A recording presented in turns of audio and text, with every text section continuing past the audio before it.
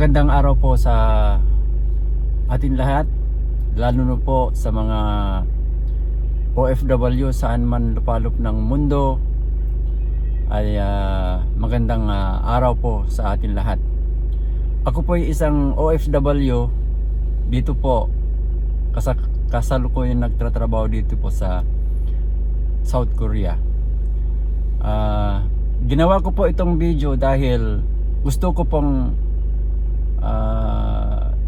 ipaalam sa lahat ng mga OFW about this patungkol po dito sa money lending na isang legit na sinasabi nila. Ito po ay marami pong kumakalat sa FB, sa Facebook na loan for OFW easy to approve. Diyan po marami pong kumakalat po sa Facebook.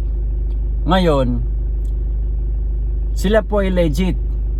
Kasi ewan ko lang kung legit kasi ipinapakita nila yung mga lahat yung mga registration, business permit, DTI. Meron po sila. Pero ang hindi lang maganda dito is may hidden agenda po sila na upang manloko.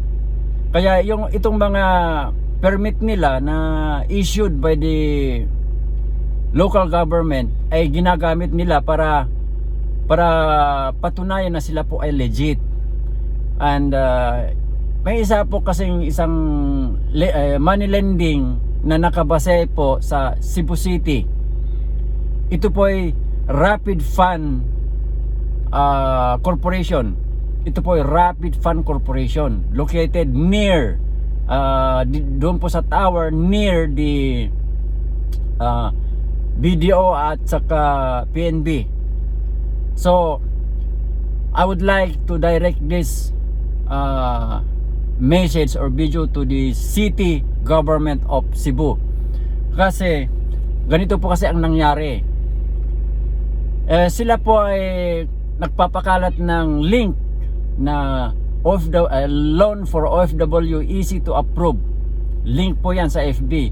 Ngayon pag may nag-apply, i-guide nila kung paano mag-register sa link na yan. After that registration, within 15 minutes, ituturo nila, online po yan, online po, ituturo nila kung paano ka may registro. Kasi may mga nagtuturo, may mga nagga-guide sa iyo, sa mga aplikante. Ngayon, after 10 minutes, pag pinirmahan mo lahat yon, after 10 minutes, sasabihin nila your registration is approved. So, congratulations. Ganun po sila. So, ganito po kasi pag nagpirma ka o nag-fill up ka sa mga form na sinesend nila yung link, syempre yung mga figures or numbers, especially the bank account, your ID, your passport, pag nagpirma ka, syempre lalo na sa bank account is tingnan mo ng maigi dahil hindi po pwede yung magkamali ka isang number. Kasi pag sinend mo yung pera sa bank account na mali, siyempre hindi makapasok yung pera, ganun, di ba? So lahat naman po siguro tayo is pag-ingatan natin yan, na titingnan muna yung account number bago mo i-send kung may nangangailangan sa iyo. Kung kailangan nila yung kunin yung bank account mo para ibigay yung may ipadala sa iyo ng pera, tingnan mo nang maigi bago mo i-send yung account number mo, di ba? Kasi importante 'yon. Pati po yung mga ID mo, number ng ID mo at saka passport mo. So, ang gawin nila is sasabihin nila, sige mag-antay ka. Magbibigay kami ng receptionist na mag-guide sa iyo kung paano mag-apply sa loan. Then sasabihin nila sa iyo na sige, isasali namin kayo sa chat. Gumawa ka ng Telegram. Yung Telegram kasi na yan parang Viber, parang dito sa Korea is KakaoTalk, parang Messenger na pwede kayong mag-chat. Kasi yun ang gamit nila, yung Telegram. At yung sa Telegram na yan, pwede mong tawagan kahit sino. Katulad din nga yung yung Viber. So isasali ka pala doon sa mga taong kasabwat nila. Mga kasabwat nila doon, para mapatunayan na sila po ay legit, na may tumanggap ng pera. Nagchat sila na congratulations, yung pera mo is na-transfer sa wallet mo. So ibibigay nila yung receptionist, tapos yung receptionist na ibigay nila sa iyo, i-click mo yung number niya, tapos lalabas sa Telegram. Tapos i-guide ka kung paano mag-fill up sa loan. Ngayon, after that, pag pinirapan mo lahat yung application mo sa loan, sasabihin niya sa iyo na okay, mag-antay ka ng 15 minutes. Then after that 15 minutes, magme-message sila sa iyo na okay, your application for loan is approved. Congratulations. So ang gagawin nila is gumawa sila ng wallet mo, at sila po ang gumawa ng password mo. Hawak nila yung password mo, hindi ikaw ang may hawak. So ngayon, isesend nila sa iyo yung wallet mo, yung screenshot na nandoon yung pera, na halimbawa 100, nandoon yung nakalagay 100,000 or 200,000. Ngayon, sasabihin nila, okay, dahil ikaw ay OFW, kung may collateral ka, ibibigay namin kaagad yung pera with your kung may collateral ka sa opisina. Pero pag wala, ganito na lang ang gagawin natin. Second option, magbigay ka ng 10% of that amount na ihiramin mo. For halimbawa 100, yung 10% of that 100 is 10,000. So i-remit mo daw para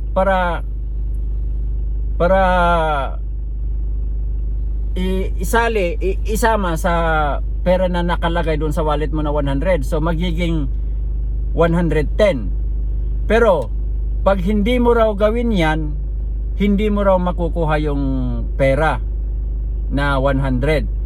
So pag tinanong mo sila, bakit naman ako magbigay ng 10%? Sasabihin nila, to prove na ikaw ay may ability ka na bayaran yung loan. Ganun ang reason nila. So pag ayaw mo, sasabihin nila sa iyo na ikaw ang magdesisyon. Ngayon, ang gagawin nila is isasama ka doon sa chatting ng Telegram. Ngayon, sa Telegram na yan, may mga kasabwat. May mga kasabwat na kasamaan nila. Ang gagawin nila is, yung mga kasabwat nila, para kaming nag-uusap, may magsasabi na, kung salamat po, nakuha ko yung pera. Ganun ba? Para ma-deceive ka. May iba naman na parang galing sa Japan or Korea na isesend yung remittance nila yung 10% na sinid nila sa opisina na yan, sa lending money na yan.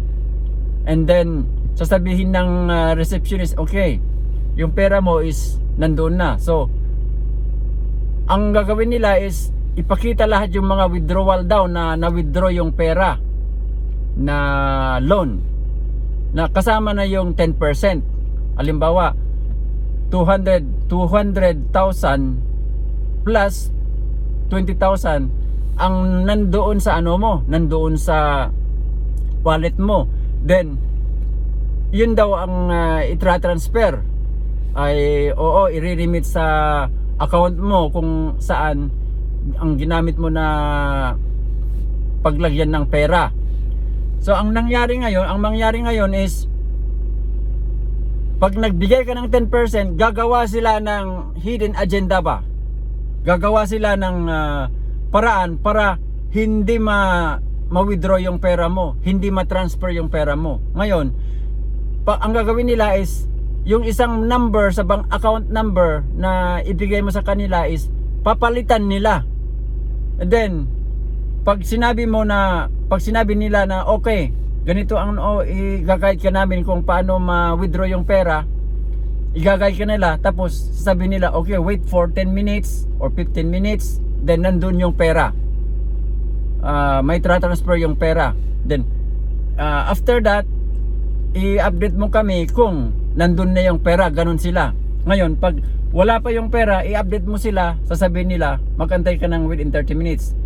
Pag wala pa rin yung pera, sasabihin nila bakit ganun? Paki-check mo nga yung information na pinilapan mo sa form. Ngayon, pag chinek mo yan, yung bank account number, may mali na isa, pinalitan na yan. Yun ang gagawin nila, i-edit nila. Ganun ang gawin nila. Then after that, tatawag sila sa iyo na hindi na transfer yung pera dahil may mali. Ngayon, pag sabihin mo, sige, ibalik nila yung pera ko, sasabihin nila, wala na kasi naka-release yung pera mo sa wallet mo. O tingnan mo, zero, wala na yung 110 or wala na yung 120. So na-release na yung pera mo. Wala kaming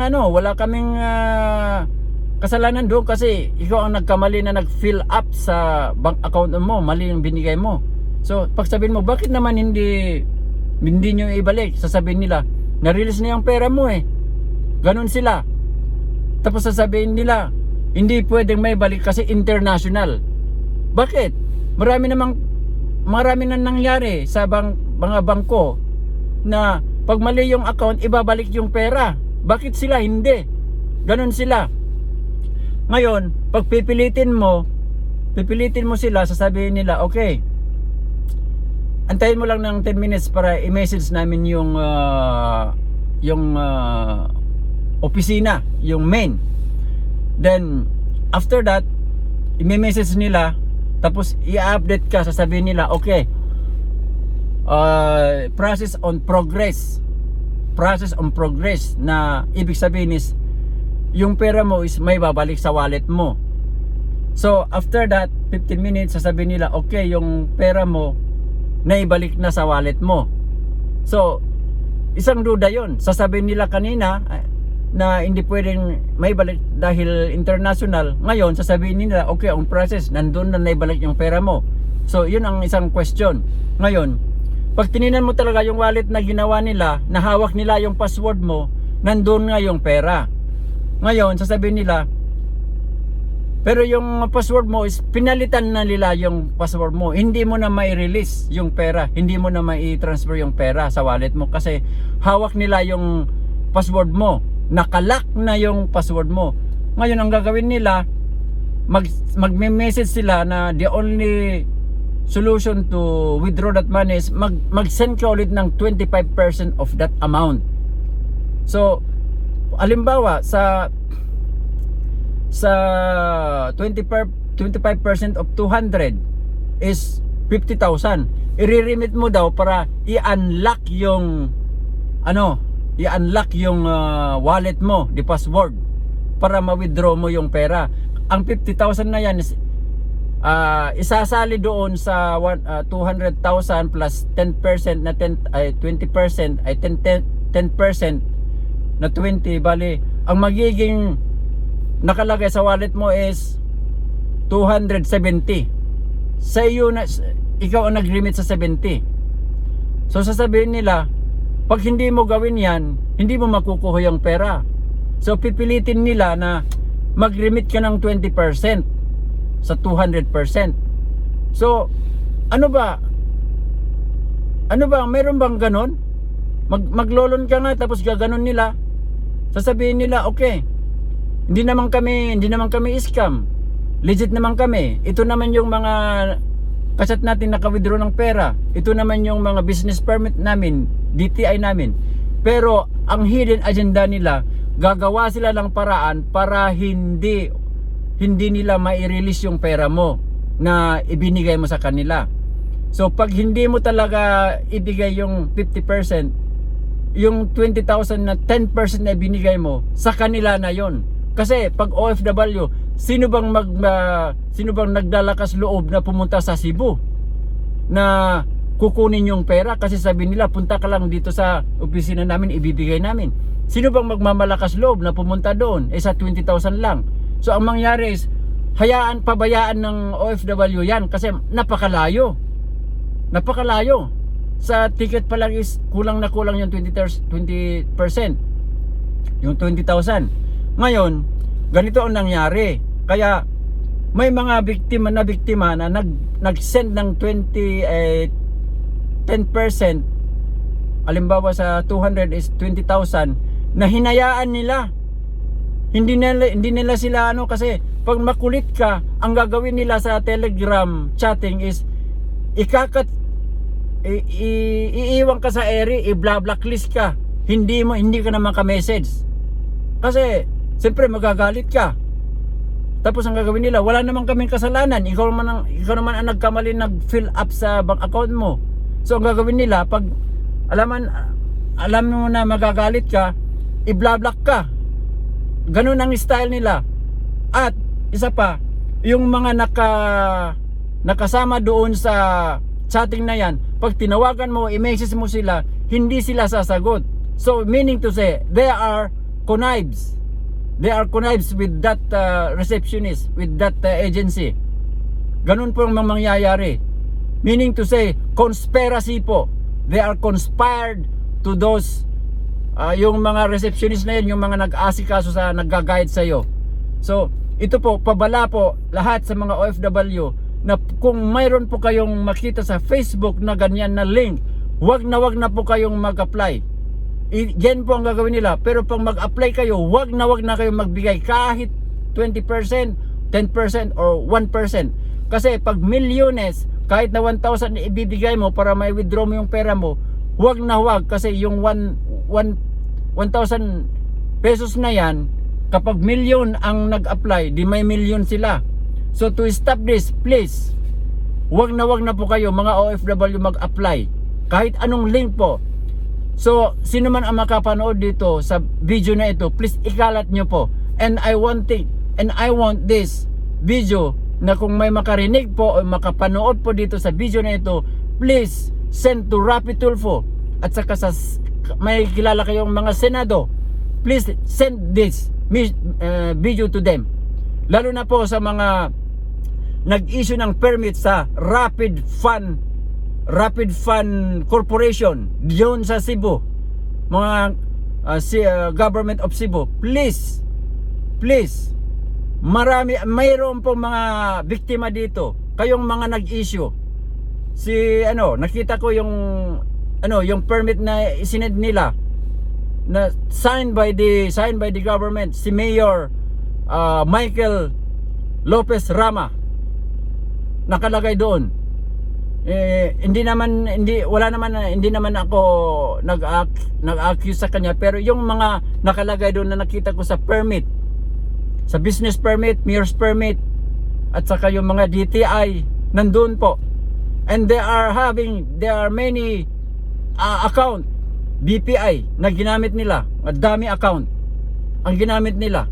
Nakuha ko po yung mga numbers ng mga account na yan sa BPI. Ikaw, Julian Okay, kahit saan tayo magkita, yung ginawa mo, Julian Okay, i-message kahit saan tayo magkita sa Senado o sa Korte, kahit saan, papatulan kita sa ginawa mo na yan. Oo, ahamonin kita. Kapag nakarating dito sa Senado, haharapin kita. Pati yung boss mo, haharapin ko yung boss mo. Walang lalakas loob na OFW na papunta doon. Kahit 10,000 ang nakuha mo, haharapin kita. Pupuntahan kita. Kahit sa Cebu, pupuntahan kita. Ahamonin kita, Julian Okay. Ang tigas mo eh. Isa ka sa mga kasabwat diyan. Ikaw ang nag-aasikaso. Sana makarating ito kay Rapi Tulfo or sa mga senado na nagmamahal sa mga OFW. Please share this video. Please share. Maraming salamat po. Thank you very much.